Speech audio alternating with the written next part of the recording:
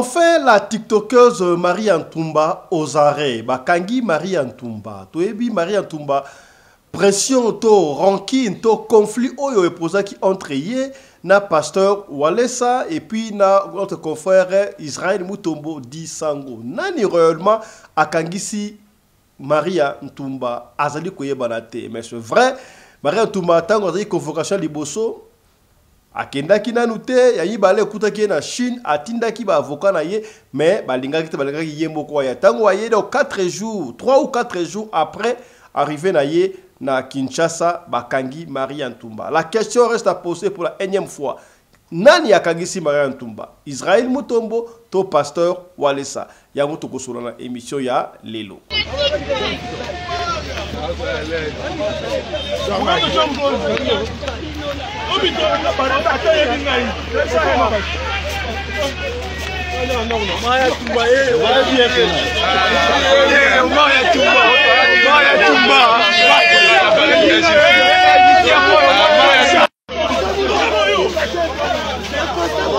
Affaire Denise Mukendi et Jakindala Ezobi Mesaba révélation est belé. Est-ce que Denise Mukendi a commis na Belgique déjà, a déjà à Bruxelles, aza aux arrêts, ce qui aza aux arrêts, aza esikanini. Pourquoi est-ce que téléphone na ye ezali kolekate? Ba image ya arrestation na ye et monanité ndengedini. Ba révélation grave sur makambu oyo batu mususu ba bimisi na nkuku e bomo na mpoisa bokolanda yango kaka na émission ya lelo. Yaya ba komisi kuluna kidiaba. Bisos to yebike soto makambu ya kuluna ezali bana oyo ba papaka batu ba machette bazalaka brutal ba boto la batu biloko kasi comment est-ce que ba komisa kuluna homme fort qui diaba ndenge nini bana quartier ba la ki kuluna oyo nzala ya ba katie ba bisuni ya cheville moye atele malisusu ezate abandi ko benda na lokola kaka ki diaba tokozonga na émission ya lelo oyo avec extrêmement dangereux c'est-à-dire oyo na mapela na côté à Sima Liberté moto sa garage kuna motoyo na K15 voilà population babi to lembi motoyo so to tikie boy mobulu akwai na maboko ya population bazui moto balingi batumbaye bakati batando ndenga zana misisa ya koto nyonso makolo eza ko kata na kata bakati yango na population. Est-ce que c'est vrai que le chef de l'État, Félix Antoine Tshisekedi, a salaki discours naye na salle vide, ba président nyo surtout, ba bimaki, ba tikaki yemoko, a salaki discours naye na ba mur, kaka na délégation, oyo ba utaki Kinshasa, c'est vrai ou c'est faux? Yango to kolinga to yeba awa kasi batu batali ko imaima. Na kati ya discours wa to moniye, azoko senga ba sanction contre Rwanda. Comment se fait-il que osenga sanction international contre Rwanda au moment où binomoko na RDC bo pesna no Rwanda ata sanction mon côté? Comment se fait-il que le pays qui vous agresse entre parenthèses mais ambassade ya Rwanda na République démocratique du Congo PR République démocratique du Congo na Rwanda ezo continuer ko fonctionner et pesi batu mutu ko soit to ko songa na émission ya les Lola nous allons faire un débat na confrère analyste politique tokoyoka oyo à Koloba. Yaya Nungu Zali, c'est comme si il y aura changement de constitution. Est-ce que constitution va changer en go, to va changer en go? Déjà, ce qui murmure va dire que ça que va changer constitution, population a boy à lobby constitution et qu'on change jamais et surtout bandeko Okola, ba professeur Mbata, balobaka les pays et ça la meilleure constitution oyo na bazwate depuis indépendance. Nous sommes là tokozonga na na émission ya lelo. Constitution to changer constitution et comme buka lupangu olingo changer ngo tiango na komba mwana na yo boniko on ba intérêt personnel kamatandelo tie comme na niveau constitution. Tala Congolais a commis mayele bo sakana biso ba Congolais sous te. Constitution ba ko changer. Na ndengeni. Wapi? Na nini? Hein?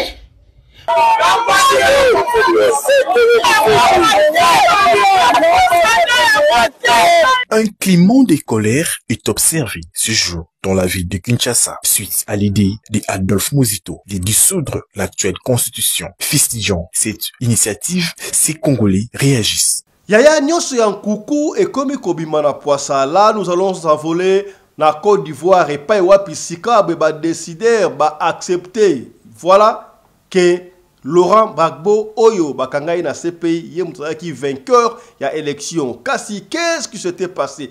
Plan machiavélique ni basalaki tangu Laurent Gbagbo a lungo na prison a gagné l'élection mais va proclamer comme étant appoli batne na CPI. Bat Oyo ba gagné ka élection te kasi ba proclamer ka ba président un jour vérité et bimaka.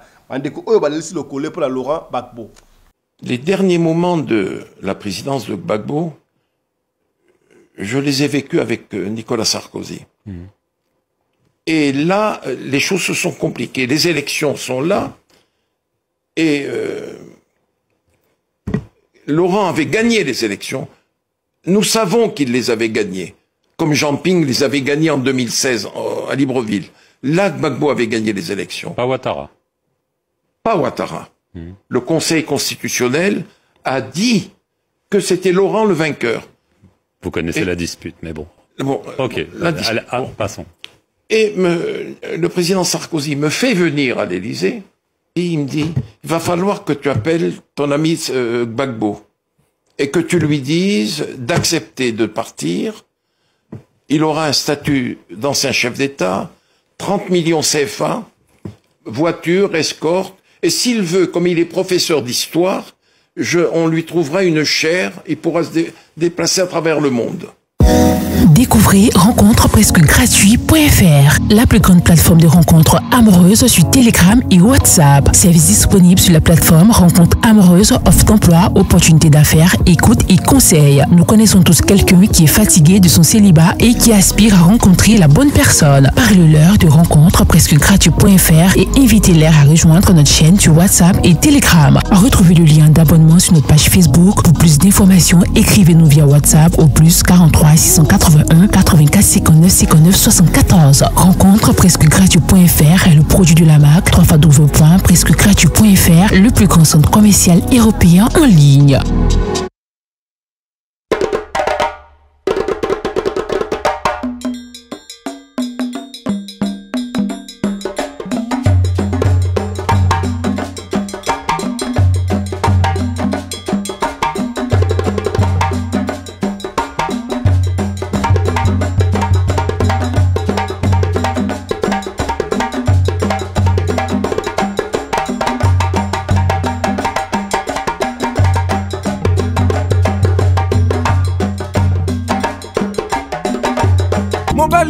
na mwina ngolo aboya hydroquinone soki ezotambola basheri bazokweya mayanga na retrouve douce tendresse affection epa na yo nasalelo nini mpo ndimake na kupenda. Mbote na bino bandeko balandi ya radio de télévision bisika nyos tubozwami toujours to continue kolobaka yango merci na confiance pe na fidélité bozali ko pesa programme oyo radio lokole masolo et pa wapi to kutanaka chaque fois pona ko solola makambo zali koleka bongo na communauté na biso africaine en général mingi ya biso batu ya mangala soko ebinga merci beaucoup kasi soki mba ya liboso yo otala biso yebaki babengaka biso Fiston Pelende tata ya Sedek na lingaka mingi obenga ngai tata Pelende pona kokundola bongo recours à l'authenticité pour jamais na lobaka yango chaque fois na ko continuer ka kolobaka yango okoyoka jamais mundele moko komona ye Pelende okoyoka jamais mundele moko komona endo simau mbemba et consort. Alors pour la nini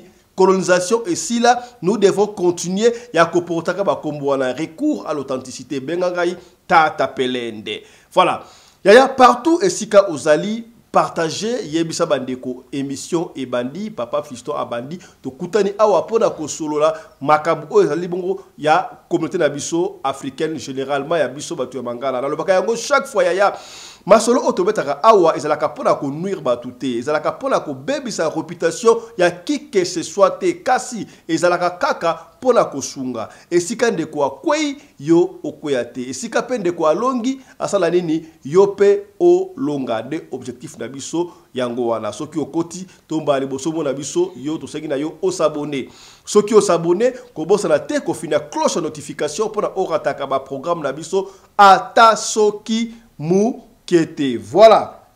Et vous avez vu, il y aura à boire et à manger dans l'émission. Il y a Mbodi Kobetama Awa, Kaki Kobetama Awa, Marianne Toumba, enfin aux arrêts.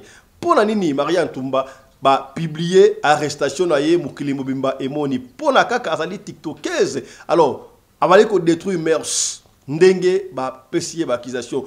Nani Oyo a accusé. To afunda ki Marianne Toumba to koyeba yango awa et ça n'a comment ça avait commencé, est-ce que ce qu'elle disait c'était la vérité ou qui fausseté a outa ki na vinini pas comme na vini pesi mutuko soit to koyeba yango kana émission lelo kasi ya moto ko bakuna tika to banda na ba titre mususu obomoni wana to kende manamako na Kinshasa et pas wapi bakangi kuluna oyo a nyokoli batu na quartier ya kosakana te ya ata mutu ya makasi pe ata éléphant alembaka pe bana ya quartier balaleli kuluna oyo nzala ya bakangiye babeti bakatie bamisisa ya cheville moye atelema lisusu ezalite atelema boesimbi te babatize tala kuluna akomi kidiaba na yebite eske oyo basali malamu kokata mutu busisa pona mutu atelema te ata mutu azali mabene nini eske na yebite bazuzi bakosala nini parce que la bonne vidéo kuna c'est comme si na ba policier ba ali ko encourager yango. Oui c'est vrai kuluna zali mutu asali mabe ba ko condamner ba ko punir ye mais ko casser mutu vie progéniture ndengwana bisto moni yango malamu te mais on peut rien faire to proposer yo tala kuluna oyo abandaki konyo la batu ndenge ba commissaire kidiaba bino ba kuluna mususu ete ya bino hein landa oyo azet extrêmement dangereux c'est-à-dire oyo na mapela na côté à Sima Liberté moto sa garage kuna motoyo na K15 voilà population babi tolembi motoyo so to tikie boy mobulu akwai na maboko ya population bazui moto balingi batumbaye bakati batando ndenga zana misisa ya koto nyonso makolo eza ko kata na kata bakati yango na population to kutie population lingi bumaye donc moya telemeza ta sali déjà 4 jours à telemakate avant d'avoir vendre moi tellement exact cette zone c'est qu'on a population comme moi puisque c'est extrêmement dangereux mais raison c'est nellement qu'on est mutaboyo alors yende ngazawana donc place na ezaka soki na ba potane wana moi ça la biso musala kanya makase c'est masango ko sala malamu te toza obligé ko fanda fa na prison comme ça ata la kande ba miri ya prison mais makambo ya masango ko sala biso masango te po ba kati batando nyonso ako telema tala beka telema nan bazo musokuna telema kuna mapela place bakata kyo na mapela kenga vanda na veni mbanza na ku place bakata ko bazongisa ndé kuna bazo musoko to bakata kyo na sala ke lo ke mutakanginga boeza ingénieur papa telema atelema total omoni telema papa telema na libéré au cas telema stocké telema police atigio telema Telema ok. Telema nabi telema. Voilà. Basili c'est makasi. Oto makasi basili makasi regarde. Akomi kidiaba. Akomi mela kidiaba ndenga zawani. Oh.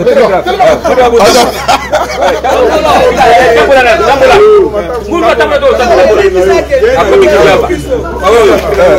Kuluna akomi kidiaba. C'est très grave. Va telema te bakati batando na population.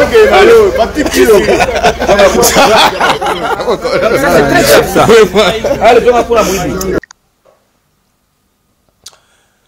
Yaya affaire Denise Mukendi na Jakindala et bimisi ba révélation et belé notamment tout est collapsé yango awa comment est-ce que Denise Mukendi alobaki comment est-ce que directeur francophonie o de kay kubongo na ba kashua anere ba tout belé affaire cette kikuni ale bolojwa et consort kasi bande ko babandi ko bimisa ba vérité moko je ne sais pas to ko qualifier yango ndenge ni to landa ki dernièrement mwana mboka Perol wara makambu oya lobaki wana ezali grave na ebité soki ezali accusation mais to ezali ali ko assumer ali ko ba vérité to ko kota ba détail wana te kasi to ko proposer bino Rolanda d'abord Denise est-ce que c'est vrai asala kana aner toi ça la kana anerté même si asala kana aner ça nous engage pas et talibiso te to yebi ke ba jamming ya aner ba lingaka te ba yeba bango ba tikala kana euro dans l'ombre mais comment est-ce que surtout ali agent ya aner yo bandi komi bimisa je ne sais pas ya landa ba audio moi 2-3 audio auto telio pour mona makambo oyo ya Jakindala na Denise Mukendi et komi niveau nini to na ba audio ensemble na biso ya liboso et puis mbale suivez. Bonjour groupe. Bon moni maman Gégé lobby ba onyo surtout baza na ba audio na ngaba meka koyo kango. Bon mona ke na loba likambo yo azoloba. Elle a parlé aussi d'un problème que moi aussi j'avais parlé. Parce que là on a rebaxé la bien ça au père audio sou qui sanangwana. Denise dit choix. Bien sûr m'a empêché de voyager. Mais bakangi était babombier. Vous savez pourquoi babombier? La minute place babombier, ba empêcher, ba privé, ba botolier même ba portable naie. Pas à tenter ya ko se communiquer dans monde naie ou ya sociaux. Parce que aza capable abandon balancer biloko, abaluki la même bato oyo aza collaborer na bango. Et puis ba on se baza okangamino na bango ba osaka msala punda parce que ndeza boy. Ba vidéo o bango bazo sala. Quand ba violera bato ba ko bimisango souté. Vous savez pourquoi? Parce que bazo banga pesco makambo c'est community na niveau international parce que plainte c'est que itili bana mboka. Ba ko rasu ko bimisango te parce que ceux qui étaient balukila bango. Ba bazo baté. Bango ba sala ba on ka chantage. Bato nyoso basala ba ngomba biloma wana bakoka koloba te pourquoi tant bazo violer bazo filmer basilisi mibali wana ba violaka bazoka ba mai wana ya bango ya mibali basopeli bango na nzoto tina munoko bazo filmer batikali na ba vidéo Félix aza courant na makambo nyonso tout yo kende soko me koloba to bimisa biloko na réseaux sociaux. C'est ça le problème. C'est ça le problème. Ils allaient forcer à kokanga bango minoko. Mais bande ko nanga boloba parce que na minute yo aner wana ba ko rasu ko bimisa ba vidéo wana telelo na mkwale ba ko bimisa ngote. Vous savez pourquoi? Parce que bango ba komi dana tort. Ba bi bien que so ba bimisa yango e ko lata bango. Alors il le taba tout. Bozo minoko na mino fungola yango ba onyo so ba lekana ba act oyo bo fungola mino na boloba yango. Boloba bobanda ko sala ba témoignage ba topi ba libanda na mboka ba oyo neti mama Gégé alobi ba sala ba Londres ba wapi. Commencez d'abord à dénoncer aussi. Vous êtes déjà à l'étranger, commencez à dénoncer ça. Tout ça on a même moi no bimi lobby awa Gloria Senga. Moi si ma casse depuis la tanga Mobutu ndenya koza la anéantir mala morobo. S'il y a rien. S'il n'y a rien, ça veut dire qu'il va l'exécuter qui est là acte oyo. Mais balobi hein, okoyi ba 99 jours moko ezala kaka ya kolo mokili. Alors ba sakane il ba te belé sengela ki un jour pe ekomaka na moto oyo ya ko briser silence. Boso bolandi ba vidéo. Jakindala kaza motali boso ba sala chantage oyo. To moni chantage oyo e bandi na mwana mbali oyo organisateur ya journée ya francophonie. Il y a une vidéo na mtebimaka liboso non si je me rappelle bien mais il y a ndimaka kanga na munoko asa lokola balobeli ete bato batika batuka na qu'est-ce que c'est nini ngo bazolo baba sala kiyo azongisa réponse était mais Jakindala a profité de l'occasion. Jakindala a profité na biloba loba kaka ya ye mutazo mimona kaka yende danger yende somo alobi bon lokwa yo moko ye koloba yango tikanga na briser silence nanga. Et fengele ki tokoma un jour na Jakindala o tche nde makambo ye matatole na minute o Denise di choix soki Mukendi ba tuka ba oya pouvoir bango ba bombier ba privé tout le monde à communication pour ako se communiquer te soki tembela bani ko bwaka dia ba bombi aza capable balukila même bateau ba liara na ko parce que maintenant elle travaille avec les gens là de la NER to landa biso mo biso nyestu ba vidéo azolo bara bango bozo futanga malonga te bozo futambonga malamu te na ko répondre na ngai Olive Lembete. Ça veut dire ba kinda kaye et elle est payée par rapport à son travail là. Elle est payée. Elle est payée par rapport à son travail là. Ba sale boulot ya boyende ba jale la Félix batinda bango ba sala. Ba sale boulot ya boye nde pouvoir en place etinda batu ba sala. Ezo ne loko mo ezo ilanga na mutu ezo kimanga soki ezongelinga susu ata oje oyo na tiki yango te na kozonga na kocha susu. Na kotia sur deuxième audio parce que ça likamo ezo ki mangana mutu. Et ça peut être très important. Denise Dishwashwa ou Denise Mukendi. Plainte na etamboli Europe mobimba. Belgique babandaki, France bakoti, Angleterre bazokota. Donc tina balman tina ba Hollande partout ba Congolais ba telemi bazo porter plainte partout concernant pouvoir à Félix et avec Denise Mukendi. Vous trouvez ça normal? Banda boya na pouvoir scandale na scandale. Et puis besoin a besoin de dire ça na simamno ba tela maboko. Mais quand même ba taliban conscient le bina mona ba limo ya ba forum hein. Ba loko la ba Clément Mouyamba o benga Poutine KGB banda tika message na so na 3 sur 4 heures limo libela. Na yite so lelo ayo kan na evite na yo kité. Nazo luka ngona yo kasoka lobi lelo. Parce que après kaka audio na ya limwe Godé Badi Banga Morning Star alimwe bayaki lokola et puis oh je surtout Godé Badi Banga alobaki nga déjà la milobela ki en avance nalobaki bako luka ba benga bango ba solo na monoko mboka et le ngwa likambo de la nation ya Valère Bamboka et comme likambo ya biso na biso bana ya ekolo moko to ba monoko moko et ben voilà audio na ebo yokaki non.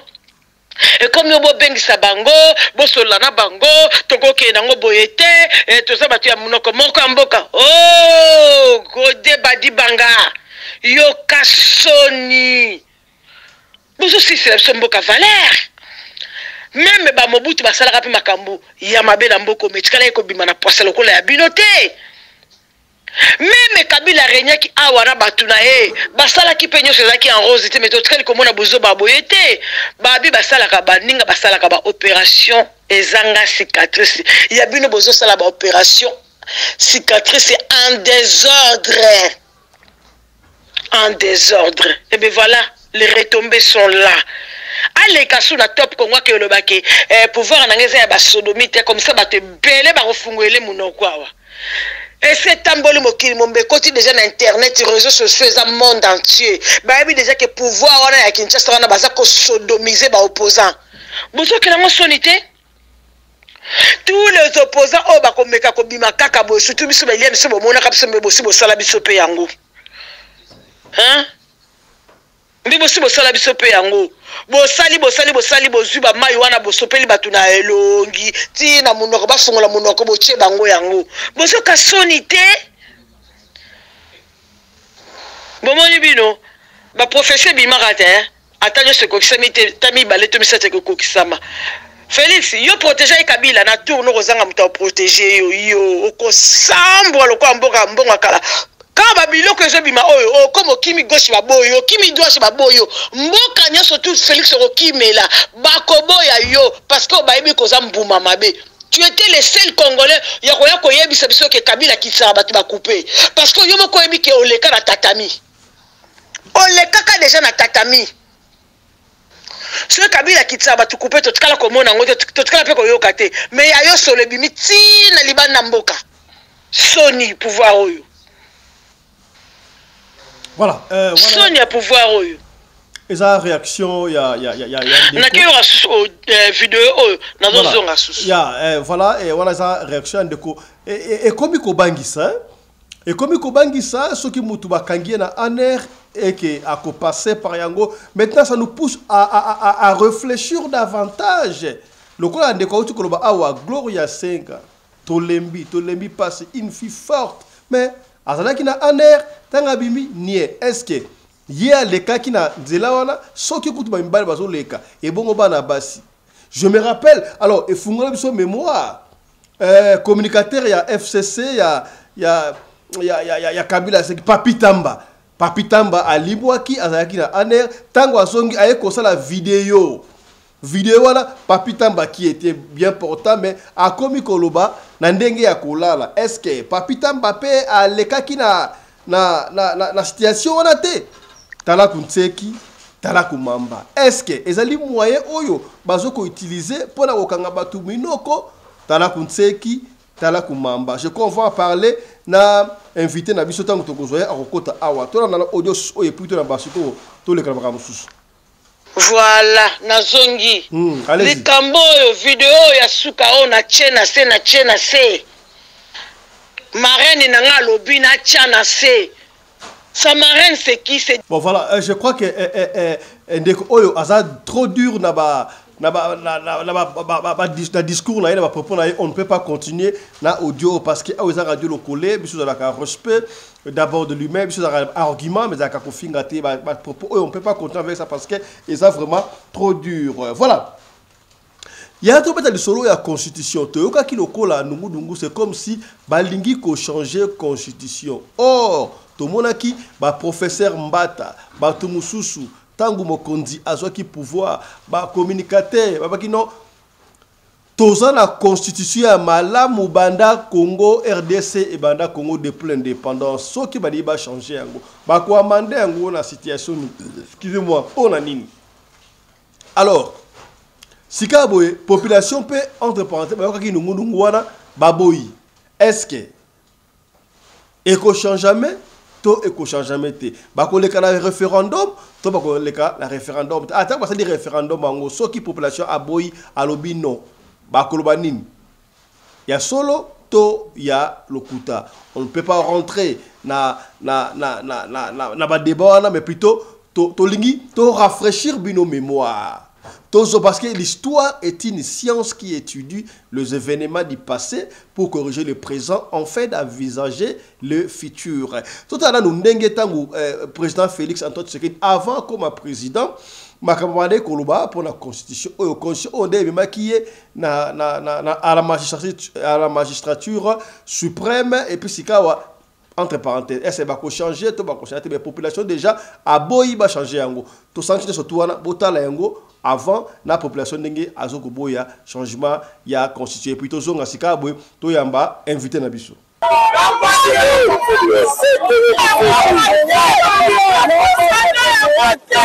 Un climat de colère est observé ce jour dans la ville de Kinshasa suite à l'idée d'Adolphe Muzito de dissoudre l'actuelle constitution. Fustigeant cette initiative, ces Congolais réagissent. Naye Koloba concernant l'idée que le monsieur Muzito a joué.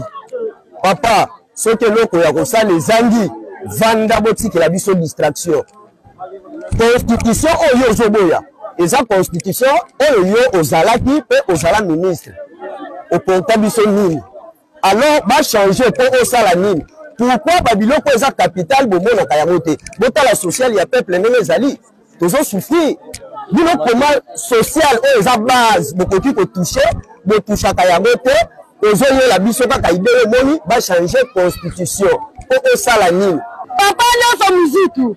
Ce qui m'a foutu en maman, on faisait tikala. Tu vas dire ça, biso, parce que les gens qui sont comment, tu t'as papa. Avec des propos menaçants, ils mettent en garde l'ancien Premier ministre. Papa Adolphe Muzito, on mérite que tu n'as papa te.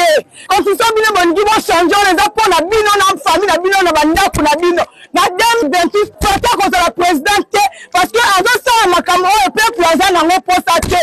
Bati bazo souffrir, donner le mati. Ni na avant de bati gratuité, même on a gratuité en été. Quand on change la constitution ici sous terre Adolphe Muzito, to yé pas na yo to ko lukra yo. Mais c'est Adolphe Muzito to mettre en garde. Bali on fait un changement de constitution. To yebindako. Tozo lancer opération to yebindako. Une fois quand tu as posé même article de la constitution, on va voir mission indienne. Mais ça nous faisait tout le monde. On a testé, on va tester la population. Mais la population, il y a contesté. Il y a 6600 volts. Sans que l'on mette, nous nous présentons dans mais ça nous faisait, il faut avoir la honte. Pour que la Genève, avec les messieurs, bon, c'est le diwap. Et les loboniers, bon, comme il m'a habitué, mais c'est une lombo. A comme il continue d'habiller comme la population. Il faut la signer constitution dans sa ligne. Il faut la signer constitution dans sa ligne. Ils annoncent dans les jours à venir des actions de terrain pour contrer toute forme de dialogue allant dans le sens de donner un pouvoir à vie à ces régimes. Je crois que il y a un problème avec notre constitution. Il faudrait faire des réformes. Pour un pays comme le Congo, je trouve, au niveau national, je trouve que c'est pas très efficace. Celle que je tiens dans ma main, c'est la meilleure constitution de la République démocratique du Congo depuis son accession à l'indépendance. Le texte que je tiens dans ma main, c'est la meilleure constitution jusque-là que notre pays a connue depuis son accession à l'indépendance le 30 juin 1960. Ce n'est pas la constitution donc d'un individu, ce n'est pas la constitution de quelqu'un d'autre, c'est notre constitution, nous, peuple congolais. Soki Kabila a réussi pour le cas de 19 Bandeko Nanga bien. Toko nyatama na mboko comme jamais. Toko tika baum. Parce que tant à koleka, le 19 décembre, constitution, pression internationale, pression à peuple, na lekiango. Bongo siko la suite ça n'a pas si référendum qu'on a changé constitution aux asoupas. C'est ça qu'il veut faire. Soki a meki koleka le 19, toko kota na période où juridiquement il n'est même pas justifiable. Impossible. Tu commis la illégalité. Ce sera la loi du plus fort des Coréniens. Il va faire un référendum pour changer la constitution. À l'article verrouillé il y a 220. À l'ongoli limitation à mandat. À commis Mobutu et Amibale. Il va faire un référendum pour changer la constitution. À l'article verrouillé il y a 220. À l'ongoli limitation à mandat, à commis Mobutu et Amibale.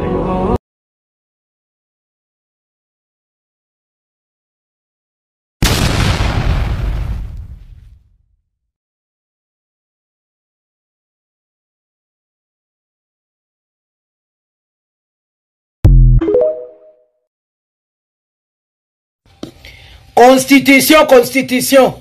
To changer constitution. Et comme il buka lupangu ko, buka lupangu, olingyo changer ango tiango na komba mwana na yo. Boniko, moni ba intérêt personnel kamatandelo tu comme na niveau constitution. Tala Congolais a commis mayele bo sakana biso ba Congolais susute. Constitution ba ko changer. Na ndenge ni? Wapi? Na nini? Hein? Congolais nyoso yebit c'est vrai na kati na constitution il y a des choses qui ne sont pas favorables et qui ne sont pas bonnes pour la République démocratique du Congo. C'est vrai. Ce n'est pas ça le problème. Qu'on change la constitution n'est pas ça le problème des peuples congolais. Ngana sina lobi ba fanatisme na bino pampa ngana ko sauter. Ngai na zali ko s'accrocher na un parti politique était pour que me mangana ndenga volonté ngana zali susu jaleliste était. Je vais m'accrocher à la volonté du peuple. Peuple congolais. Boyebi tango ba changer la constitution yo eloko nini salemaka. Sur la table, il y a ba o bazé ko changer constitution, il paraît il y avait seulement 3 Congolais et ba mususu nyoso bazaki nationalité douteuse et des personnes non ezabazaki crédibles étaient. Sikoyo lelo ememi biso ba changer kango selo ba volonté na bango. Ba changer kango selo ndenge bango balingi pour leurs intérêts personnels. Lelo tozongi to changer encore. Alors, la différence maintenant est où avec lelo? Qu'est-ce qui a changé? C'est les mêmes personnes et les mêmes noms qui reviennent encore sur la table. Maintenant, ils ne reviennent pas seuls. Bah, il y a une force, il y a tribalisme, bah, il y a une force, il y a égoïsme, bah, il y a une forme, bolobi, bah, rwandais de basalaka, il y a un belge, bah, français, bah, anglais, bah, master belgique, camaraderie de kofanda na mesa, pour décider sort le peuple congolais. To boy, constitution, elle a changé. Constitution, qu'on a changé. Constitution, beaucoup changer en côté. Beaucoup changer en côté, na volonté à batumoko boy. Par de volonté tribale. Par de volonté à master, ya poto. Volonté à ba double nationalité. Volonté ya ba égoïste, moko bana na bango ne ba zoua bana bango ne ba lia, ba misusu va souffrir. Là où vous ne pouvez pas toucher la constitution. Beaucoup toucher la constitution, les jours les Congolais se retrouveront sur table. Ba Congolais nyon soto se retrouver na table intérêt zali. Na minito, le moment n'est pas propice. Non seulement le moment n'est pas propice, on n'a pas confiance dans les détourneurs, makambo mabe kak. Nous devons changer la constitution. Donc, nous devons favoriser. Qui est derrière cette histoire de... Voilà, Bandeko, quelle réaction il y a la population en ce qui concerne changement. Si et seulement si on va changer la constitution, population à Boinaye. Voilà. Donc, parce que professeur Mbata disait qu'on n'a jamais eu la meilleure constitution depuis l'indépendance. Mais pourquoi on veut amender ça? Talakunteki, Talakumamba. Tout ce la makambu, il y a discours, il y a chef de l'État na ONU. Il paraît que le chef de l'État, discours wana appelle ça qui yango, kaka devant délégation au Congo, bakenda qui na États-Unis. Est-ce que c'est vrai ou c'est faux? Parce que vidéo moko ça viral, oyo, ndeko moko ça analyse, abi présent ça discours, kaka yemoko na délégation na ye. Pourquoi? D'abord, parce que Azo akizé, alors c'est une sanction contre Rwanda, oya senga toujours, batu ba yimi, mabiyo ko senga sanction contre Rwanda, ndenge nini, communauté internationale eko sanctionner Rwanda, ndenge nini, au moment où binomo ko na Congo, boyo sanctionner Rwanda te. Jusque là, Rwanda a agressé binoto moni, ba rapport Mamping et Bima surtout, mais ambassade ya Rwanda ezo continuer à fonctionner dans la République démocratique du Congo. Finalement, c'est quoi? Les gens ne comprennent pas. Pour la nini, la frontière ya biso na Rwanda est toujours ouverte. Qu'est-ce qui est caché derrière tout ça? Ndekoyo a expliqué. Na évité de quoi lobi hier là qui na salle wana ya ONU ya Nations Unies pas mona ke batu nyoso babimaki to ndengini. Na évité ya mboto ya ba invité na biso Ahmed Jibe Karé. Là tout un extrait ya ndeko na expliquer ce qui s'est passé lors ya discours ya chef de l'État na tribune ya Nations Unies. Suivez. Assemblée générale des Nations Unies cette année 2024. Tshisekedi entre dans la salle pour prendre la parole. Presque tous les participants sortent. La salle est restée quasiment vide. Ceux qui sont restés dans la salle, c'est la délégation de Kinshasa. Et quelques têtes encore qui sont restées, on ne sait pas de quel pays. Mais tous les pays du monde, presque, tous les dirigeants du pays du monde ont quitté la salle. Tshisekedi a prononcé son discours devant la délégation venue de Kinshasa. Même la Chine, la Russie, la France, les États-Unis, la Belgique et d'autres, ils ont quitté la salle. C'est très ridicule. Et ce qui est grave, Biden prend la parole. Il parle d'autres pays, dont le Liban, l'Iran et d'autres, Soudan même. Il ne parle pas de la RDC, pas un seul mot. Ça veut dire que le problème qui se passe au Congo ne les concerne pas. Alors, est-ce que nous allons blâmer Biden? Nous allons blâmer les autres dirigeants? Non. Notre président, c'est lui le problème. Nous l'avons toujours dit. Le problème de la RDC, c'est Tshisekedi.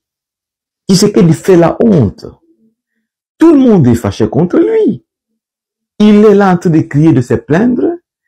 Il ne propose rien comme solution. Et il n'a même pas la force militaire pour faire face à l'AFC.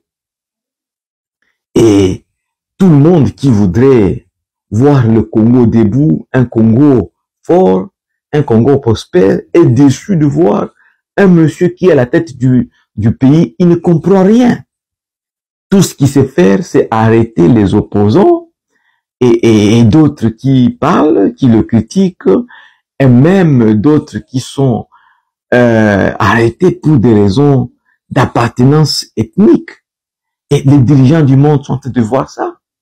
Le Congo maintenant est à genoux. Imaginez, cela n'est jamais arrivé pendant plusieurs années, que le Congo soit humilié jusqu'à ce niveau. Tshisekedi doit partir. C'est pour cela que je vous ai proposé. Commençons par une plainte à la CPI. Signez la pétition. Encore une fois, please, je l'attache ici. Signez-la. Merci à ceux-là qui ont signé. confrère Nabiso, Awa Azaï, le analyste politique, JP Ahmed Carré, un analyste politique très doué, avec Yetoko décortiqué. On va essayer de co-animer, d'analyser la situation. Trobana, il y a un discours à chef de l'État, et puis tout le monde a dit qu'il y a Maria, Ntumba, Sika, puis vous allez belé, vous allez causer Nabiso. Moi, Namboka, JP Ahmed Carré, Mbotenayo. Mbote ndeko fiston pelende pe mbote na bandeko nyonso balandi nyonso tu ya radio télévision lokole. Voilà, merci beaucoup mon amboka Ahmed Chipé Carré to kene manamboka na lombango parce que l'État nous presse. Discours à chef de l'État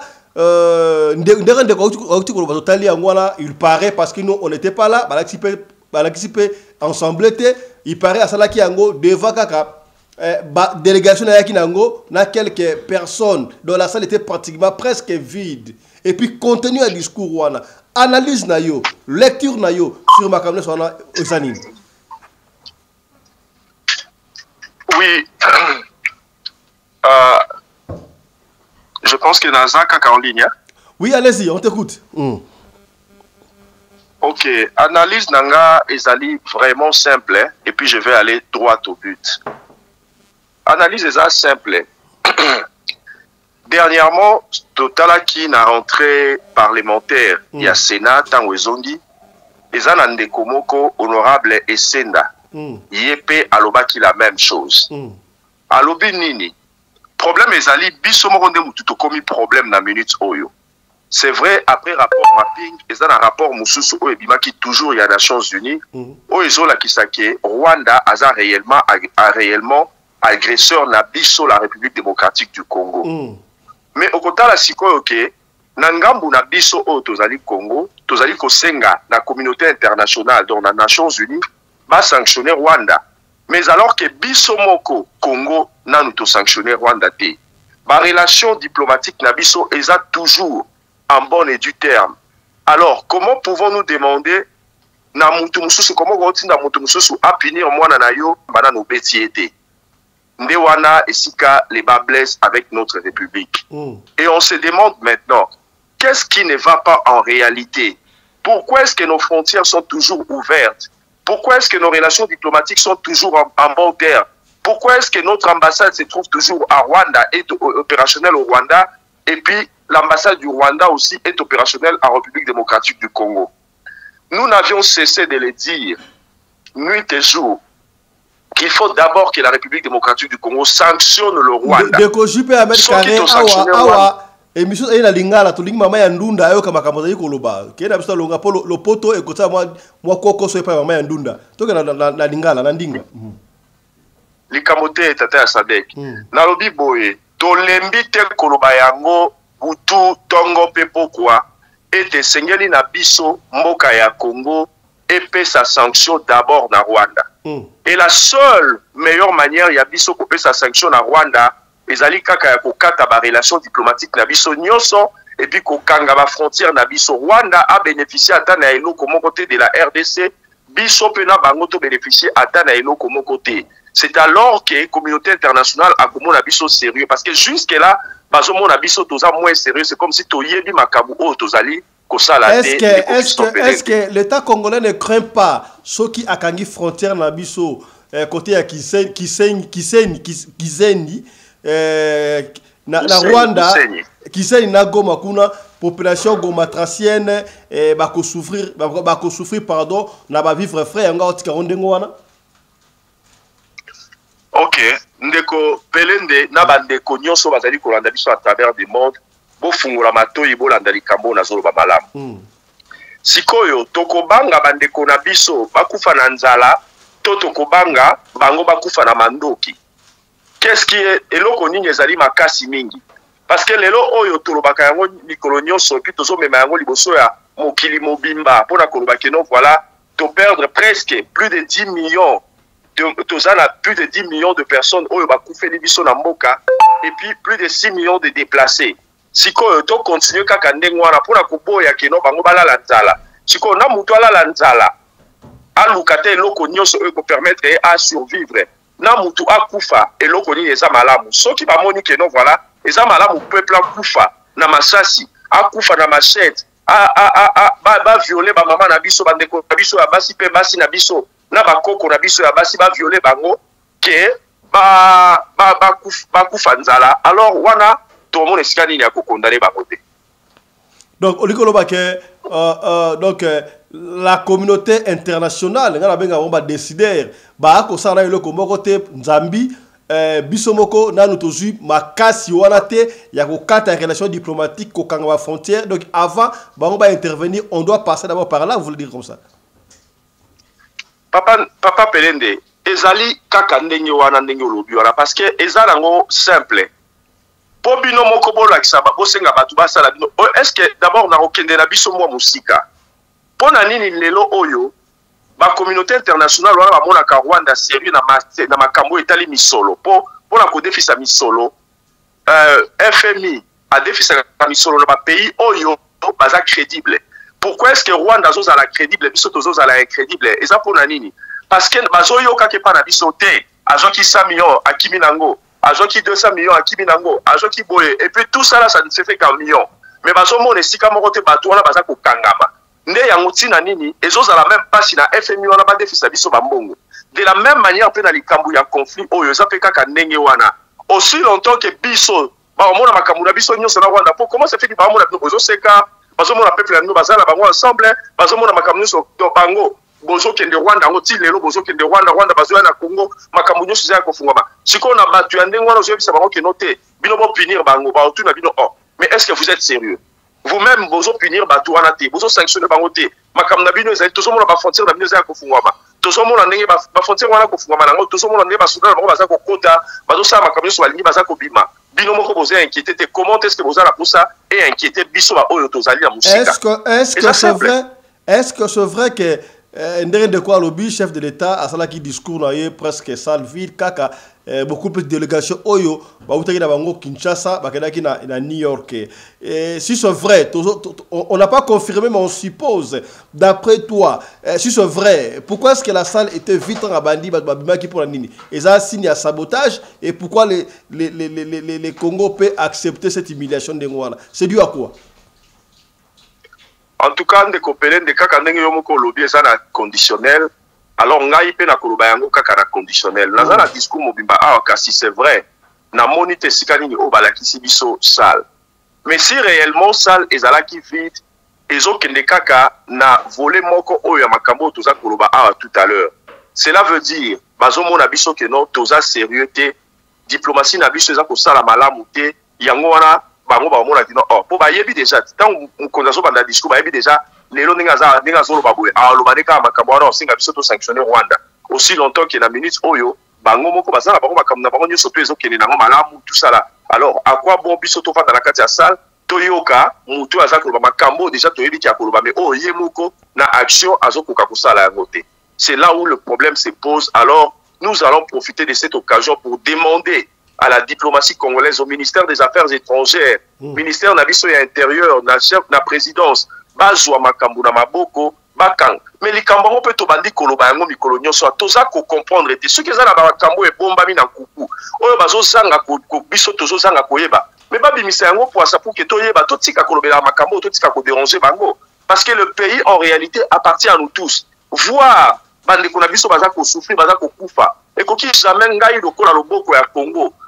Soki bango bazali mutu ngai lokola loboko ya Congo na ko sepela te na mona mutu na ngeza ko souffrir alors il faut que notre gouvernement écoute en action soki une fois bango bakobi en action bakomo la communauté internationale pa kusala quelque chose ndeko Jupe Ahmed Carré to uti ko la sabandeko awa comment est-ce que nungu ya changement ya constitution si seulement si ils allaient vrai et déjà la population a manifesté à binoto boy makambu ya changement ya constitution et surtout professeur Mbata baki constitution oyo allô ozolanda biso ozolanda allô ozongi sikoyo signal kimaki voilà je disais est-ce que oui, lecture na yo si seulement si bandimi ko changer constitution déjà to la image kuna population a boy makamba ko changer constitution abi constitution oyo ekena ndengo wana jusqu'à nouvel ordre voilà je crois de Ahmed Carré Ozolanda biso Ozolanda Allô Allô Allô Ozolanda biso ndeko na ozongi de sikoyo. Je disais, êtes-vous pour le changement de la Constitution, oui ou non? Oui. Donc, il faut pas changer la Constitution d'après yo.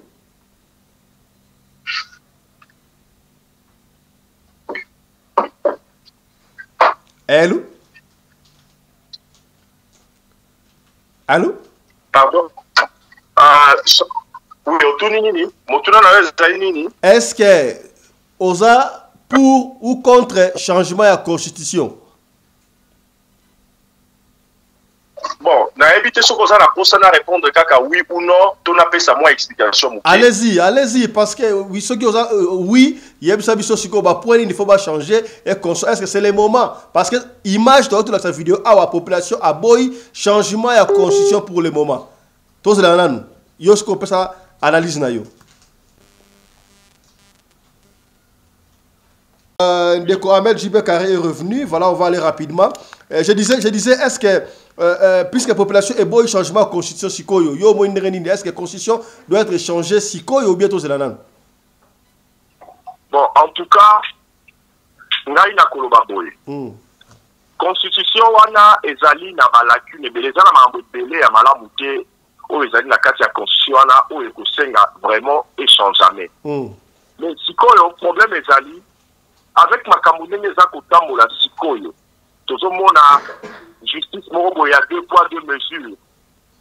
Avec yango en tout cas c'est là où on se pose vraiment la question soki na justice il y a 2 poids 2 mesures eza koselema na kati ya mboka balobi va changer constitution sikoyo est-ce que bako changer yango pour la faveur ya population to pour la faveur ya bango bayi politique oyo bazali na bokonzi na moment oyo tozali koloba. Soki il vient kozala ya changer yango pour la bien-être ya tout le pays à tous les Congolais, alors je vois que il faut réellement changer yango parce que ceux qui totali mobé koloko la o eza ko protéger les sénateurs à vie topé l'ancien président de la République démocratique du Congo. Ceux qui n'a moni mobé ko wana ndenge ezali en tout cas et ça la kanga pas si moko la ebisi bino bozana idée. Comment se fait-il na kati ya mibekoli konti et koki kolobake mo konti oyo aleka mabe oyo asalaki ntango azalaki na bokonzi na oyo akosala ntango na nsima ya bokonzi bakoki kopinir ye te bakoki kokanisa ye te tout ça bakoki kopoursuivre ye te mobeko nini bomona yango wapi te na mboka nini. Donc voilà so totali baloi ya ndenge wana na baloi ebele oza na kati wana je vois que non voilà constitution wana ezosenga baéchanger mais sikoyo to sikoyo te wana eza kodépendre. Donc, je suis sûr que c'est un référendum, c'est le pour que les Congolais, mais surtout, après sa point de vue, là, est sûr, ce qui va changer la constitution, si tout va changer en route. Voilà, merci beaucoup, JB Ahmed Carré. Je crois on va clore le dossier. Oui, ma constitution, tout compte Sika Boué, dans ma Kambuya Maria Ntumba, la TikTokeuse Oyo, accusée à Zorobeb sa mère, ça et consort. Finalement, on ne sait pas qui a réellement porté plainte contre. Maria Ntumba, tout le monde qui Maria Ntumba à la télévision. D'abord, elle a expliqué, elle n'avait pas cité les noms du pasteur Walesa, Azolobano, Bayaki, proposé qui est à la publicité, il y a Nzembo Moko Songolo, ça avait bien marché. Après, on a trouvé que Maria Ntumba, elle a souffert, Aza Aoutale Néant. A bomba kayango te yeboka ne kolobango ndenge bale ko fala soki na mikondo soki wa pangwa ba mwana pene ya balabala complexe azalaki bien te avana okanaka nga un jour na kozala mutu. Dieu merci pour naye akomi oya komi wana d'ailleurs asala pratiquement 8 ans on a porté na likolosi la quand temps pourtant on ne sait pas par quel moyen porté wana ici là qui ici il paraît ba ko zoyer pour akende ko témoigner l'église batu ya pasteur Songolo on suppose que c'est Walesa ba ko zoyer akende ko témoigner que Nzambe ya Walesa mtabikisi ye aboya kinaye tout est parti par là. Et puis avec Koloba tomoni ndekoboka leki ye alobi azali nganga et consort ye mutukutu entre parenthèses abima kutu na ba Maria Ntumba azaki mobali na ye copain copine consort a expliqué nyo soto abi ayebi Maria Ntumba bandana linzaka ti likolo ti na kati nyo soto a expliqué wana. Alors ye moko Maria Ntumba lobaki no ngala ali akutu ba makinganga ezama kama niveau ya C ngala za muta ba lodge et consort Et par après, il y a eu clash na confrère Nabiso Israël Mutombo, Disango, qui est attaqué par TikTokers. Donc, na évité à côté de TikTokers, il y a des nids, des skuna à l'obaki avec Kosabino, botika kaba TikTokers, bo qui va bangote, bango su babandi rando na bango, ba finganaka. Basala kanyo surtout et sous karapara bango et kendaka na justice té mais et comme na justice ndengeni mais après tout accusation liko salama baliko bebisa mers ye to yebi ke ba sala ka ba BBL et sala ka katimini mais ya sala ngo poisson azoko bebisa jeunesse yango aza condamné finalement on ne sait pas qui est celui qui a accusé to a porté plainte contre Marianne Toumba ezali Israël Mutombo to ezali pasteur Walesa to moni sikabo. Elle a été arrêtée hier. Bakangi Marianne Toumba, Bakangi Marianne Toumba wana, on ne sait pas pourquoi est-ce que ba publier vidéo na ye. Ba publier ngo pour la ko humilier ye, pour la likamuni ya ba longa makasi oya sali entre Marianne Toumba na Denise Mukendi, qui est celui qu'on devait voir l'arrestation. Alors, nyo sotuana balaye nyo sotuana analyse na yo. Lecture na yo sur Makamune Sotouana et Zanine. Ok, merci de comprendre ma question opportunité au Lissoussou. Ngala Olobabo, et on a vraiment très direct. En tout cas, na évité, et comme il y a parce que Bissonne se trouve à tous les Mboka Libanda, tous les Okanisa Kozonga Mboka, alors tous les tout la Skoseni, tous les Mito Kanaka, Ninokoto, le Barate. Tu vas continuer de temps jusqu'au lendemain de la makambo sous auto au rôle calabar au rôle calabar au eviso microso ke aner ba do bangisa ya mona zoloba na ya ko le kaboy don na éviter et kozala ndenge nini vérité c'est comme si balingi vérité na mboka wana na kobandana on a likabo ya Maria Toumba arrestation na ye moi je n'en suis pas d'accord et puis je n'en serai d'accord à aucun jour on a nini pour ça la BBL ezali légal soki ezali sumu na yelite bonzambe pe kaka mutu je crois apesa bato wana mayele poke basala nini wana mpona kobongisa bato soki moto aza mutabongisa nzambe mutu apesi mayele wana soki toke na bible totali na coran soki ezali sumu wana ezali problème ya mutu ye moko personnellement na nzambe naza surtout monaka yango bandeko bazolanda bayebi bato bamelaka cigarette na pake ya cigarette bazoyebisa yo keno ezali malamu te pour la santé pesaka cancer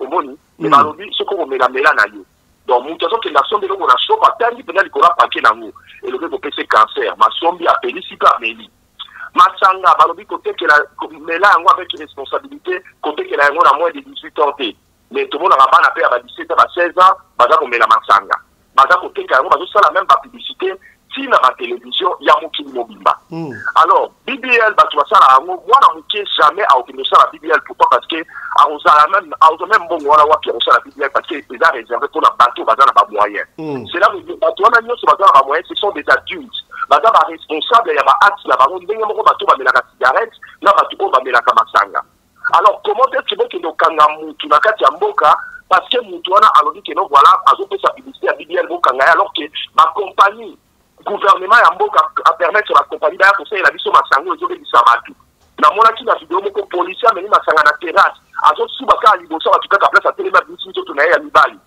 nini esali ye bongo est ce que eza BBL to eza masanga tomona yango na mboka wana moto ameli banzeta moto ake batondi ebele na sana kuna nini babeli mpona nini mpona basigarete na bango oyo bamelaka mais omona keno cigarette wana babeya te banini mpona kopesa publicité te basociété wana eza na kati ya mboka gouvernement apesi bango licence baopere apesi bato licence basala masanga mais sikoyo BBL oyo ezosalema libanda ya mboka parce que moto asali yango bakanga mpe baagent oyo basalaka publicité baagent ya marketing oyo nyonso basalaka banini bapublicité ya bamasanga na basigarette na kati ya mboka wana kokende na likambo ya sango nasalaki émission video ezali en ligne nalobelaki sango makambo wana etali ete ntango nazoloba sango nazolobela Israël Mutombo ye bato basepelaka na ye na bitumba na ye asalaka mpona kobundela mboka ndenge azosala kino voilà akende olakisa biso mboka na biso esika oyo bato bakonzi bazokoma te ye aza kokoma mpona koede mboka mpona kotalisa bato kino voilà tala nini poto aza kovivre kote songolo to kote pakala mais makambo wana etali ete parce que ye akendaki plus loin jusqu'au point ya kofinga même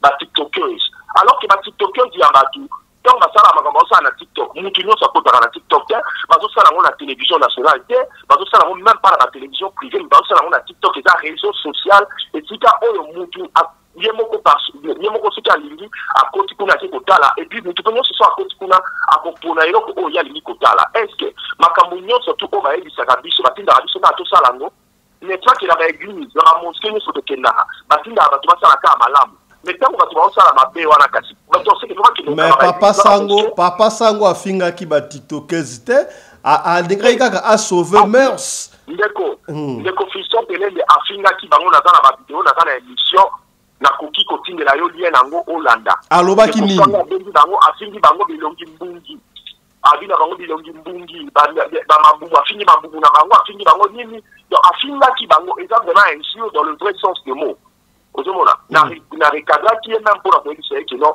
okoki kofinga bango te pourquoi parce que bazali bana ya bato et puis en plus baza bana basi bazali baza komérite respect na biso atante mibali ozomona mais ye afingaki bango ntango ozelo bakeno se balongoli baobiloko baza bilongi mbungi baza bilongi ekauka afingi bango mabungu na bango tout ça là alors que ntango azofinga ndenge wana bandeki kosible ndeko Maria Ntumba alors que Maria Ntumba moto aza koleka mais qu'est-ce bino bozo confirmer ndenge nini ke il ciblait Maria Ntumba parce que adao ba tiktokese Maria Ntumba ye moko nde totali na ba intando ike kuna à se porter garante alors bi makambo nyonso ya ba tiktoke botikela ngango charge ye moko nde à se porter garante n'est-ce pas Sango alobaki yango et l'autre chose c'est que Sango alobaki dans Maria Ntumba parce qu'il y a même une vidéo qui circule encore sur la toile là où Sango azoloba Maria Ntumba wana bomemela ngai ye nango awa nayokaka ye na moya bomemela ngai ye awa et puis Maria Ntumba alobaki yango na ba vidéo na ye na TikTok soko olandi okomona yango alobaki ke ayebi ke Sango azoloba na ye pourquoi parce que abengaka ye aleka na émission na ye aboyaka koleka yango wana azwi abandi kobimisela ye barando ndenge wana et puis en plus Sango pe fo ayeba eloko moko keno abima na kati ya déontologie ya musala na ye oyo aza kosala émission na ye kombo nango ezali bosolo na politique ekoma koyamba bamusicien ekomi koyamba batiktokers ekomi koyamba boye est-ce que il faut ezala kaka bosolo na politique to en réalité il fallait assurer mais nyonso to ezali politique TikTok musique bale nyonso ezali politique papa eza politique nyonso ezali politique po ezala bosolo na politique tango ayambi musicien il faut atuna ye kaka makambo etali politique soki abimi na politique akomi kotuna musicien Maria Ntumba ezali Israël Mutombo to ezali Walesa dans jusque là de ça investigation pour na yeba avant na lobelango penza a fond pour na yeba nani a porté plainte à moins que de la plainte soit eza pour na makambo mususu soki ezali kaka pour na makambo oyo azolobaka na télévision en tout cas mais jusque là bazokoloba azokobebisa mœurs azokoinduire ba jeune na erreur ndeko Pelende j'ai suivi les vidéos ya petite wana depuis 2021 na tali ba vidéo ne akalati lelo nazomona keno azali petite moko apesaka baconseil na baninga na ye basi mpe na mibali soki bolandi bato oyo bayambi batiktok na ye te bakota na batiktok na ye bakomona nanu namona mwasi wana esika aza kofinga te au contraire bamakambo oyo Walesa abimiseli ye oyo na ndeko Sango yo oliki atangaki kombo ya Walesa te seki olandi makambo na tiktok na ye malamu te atangaki kombo ya Walesa alobi guerre oyo eza nango kutu ya nganga te epuis jeune wana aza na ye nganga te makambo alobaki yango abise na wapi tozali nganga te oyo eza rando ya ngai na passion Walesa avant aetale makambo nyonso oyo olobi wana aesitaki d'abord ke no guerre oyo ezali ya ye na soi-disant nganga wana te eza guerre ya Walesa et puis aexposaki Walesa mpona koloba ke no voilà abengaka nga nasala nini oyo ndenge abengaka bato ebele basala banini batémoignage ya lokuta toyoki Denis Lesa aleki aconfirme yango keza na passion ebele basala batémoignage wana ya lokuta moi je connais une grande renommée ya mboka na biso ayaka na mboka oyo se faire soigner passion wana abengaka ye akende kosala mpe témoignage ya lokuta kuna alors fo tobandaka ya kobomba tolobaka vérité te nde bato balingi bongo na kati ya mboka Congo donc en fait Maria Ntumba toyebi te n'a porté plainte contre ye mais tozo soupçonné soit papa Sango to papa Walesa voilà total reste en ligne total na ndenge arrestation ya Maria Ntumba et salami total arrestation na ye et puis tozonga to continuer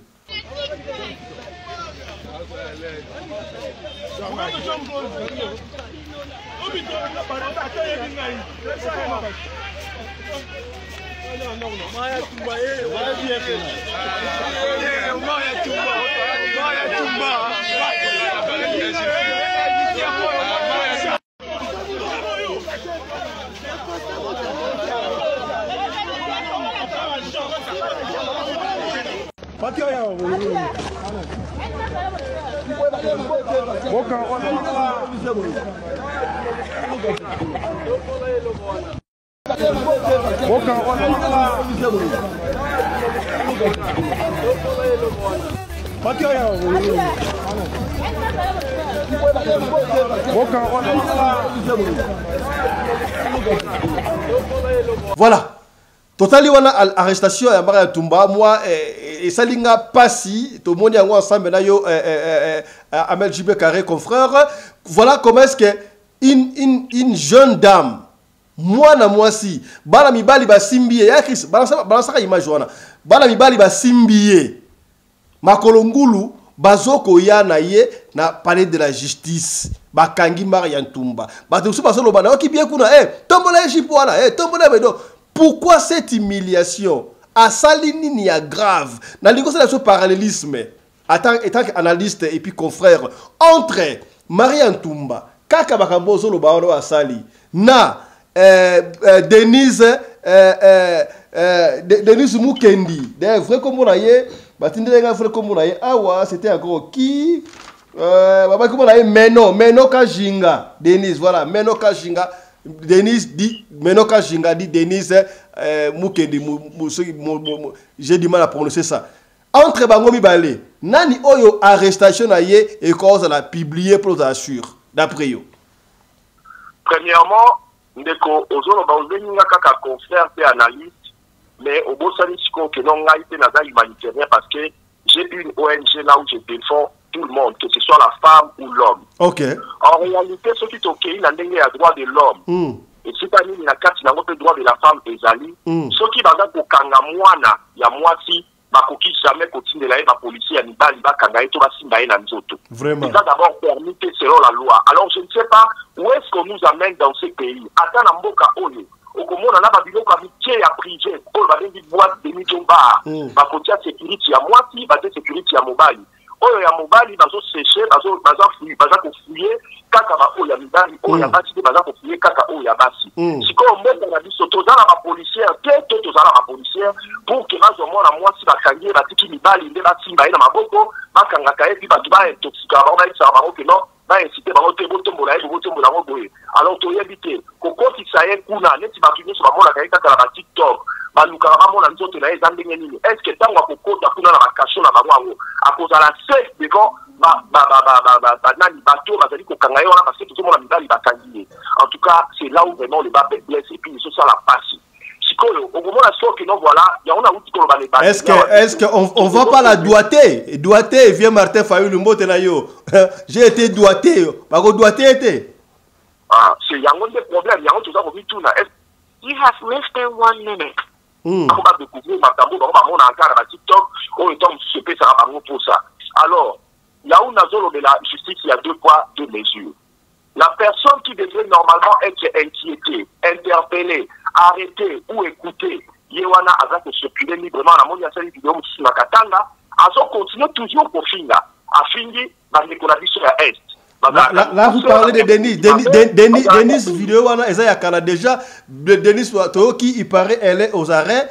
Babotoli ba téléphone na surtout aza quelque part ba bombier muto wa mona eti ngos ba vidéo wana ya katanga za ya kala déjà. Soki ba kangi mwana mwasi wana toyebi ke ba kotie la biso ngo sur la toile pour que biso nyoso to mona to betela bango ba boko. Non, il faudrait maintenant se demander pour la initier seulement si ba kangi ba bombier ba publier ngote. C'est pourquoi je vous ai demandé entre Marie Tumba na Denise Mukendi nani nde fallait ba publier arrestation na ye nani oyo asambwisi makamu. Voilà, Ahmed est parti. Je disais entre Denise Mukendi et Marie Tumba nani nde il fallait que tout le monde a bongo arrestation na ye binomoko bote la biso réponse wana. Voilà, la régime fait signe, il est temps d'ailleurs minute kokikuna on va relancer Ahmed JB Carré pour un mot de la fin parce que le temps nous presse déjà. Il reste combien de minutes? Voilà, voilà, c'est presque, il est presque temps déjà. Il est presque temps. On va relancer. Voilà, on va relancer. Donnez-moi par ici, il n'y a pas le temps, donnez-moi par ici. Voilà. Voilà, c'est JP Ahmed, on va finir avec lui. Oui, JP Ahmed Carré, voilà. On va chuter, oui, allez-y, on va chuter.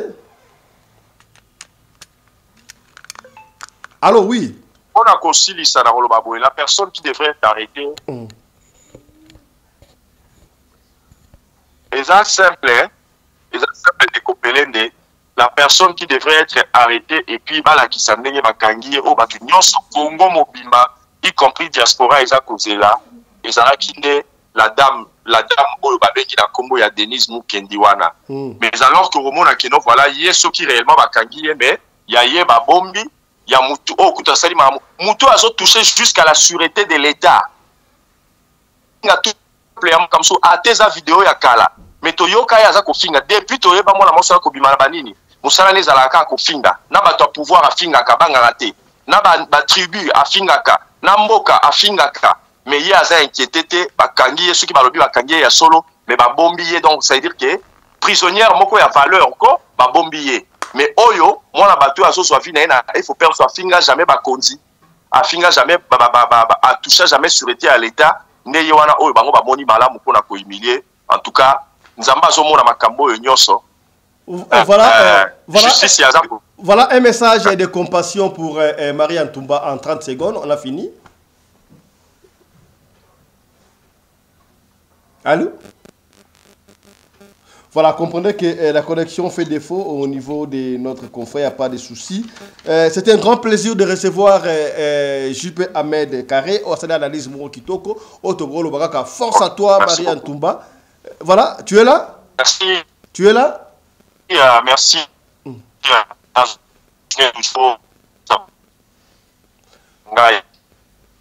Voilà, ta connexion bégaye un peu, on ne sait pas t'écouter très bien. Nos frères qui sont dans des guerres, dans des zones.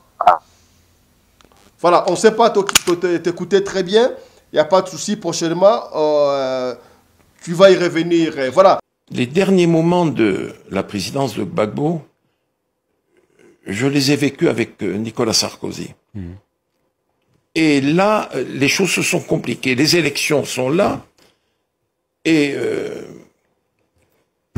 Laurent avait gagné les élections.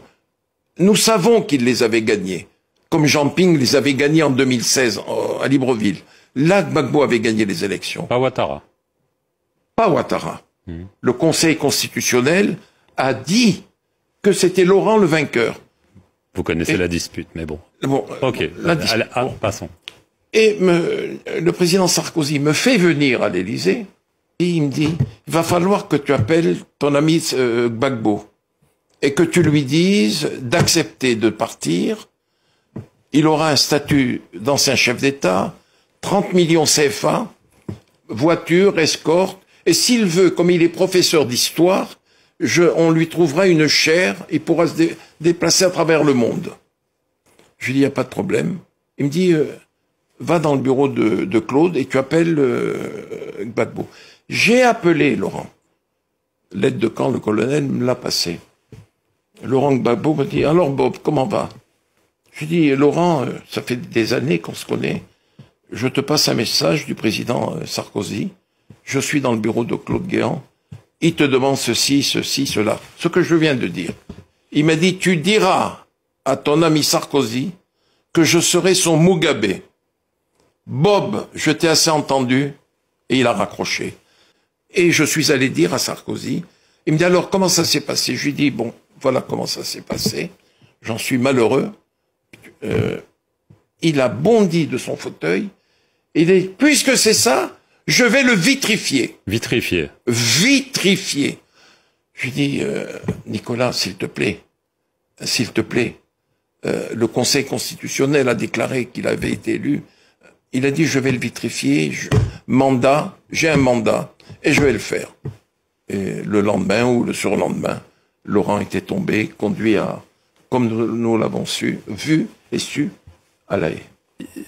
Couvrez rencontre presque gratuit.fr, la plus grande plateforme de rencontres amoureuses sur Telegram et WhatsApp. Service disponible sur la plateforme Rencontre amoureuse, offre d'emploi, opportunités d'affaires, écoute et conseils. Nous connaissons tous quelqu'un qui est fatigué de son célibat et qui aspire à rencontrer la bonne personne. Parlez-leur de rencontre presque gratuit.fr et invitez-les à rejoindre notre chaîne sur WhatsApp et Telegram. Retrouvez le lien d'abonnement sur notre page Facebook. Pour plus d'informations, écrivez-nous via WhatsApp au plus 43 681 84 59 59 74. Rencontre presque gratuit.fr est le produit de la marque www.presquegratuit.fr, le plus grand centre commercial européen en ligne.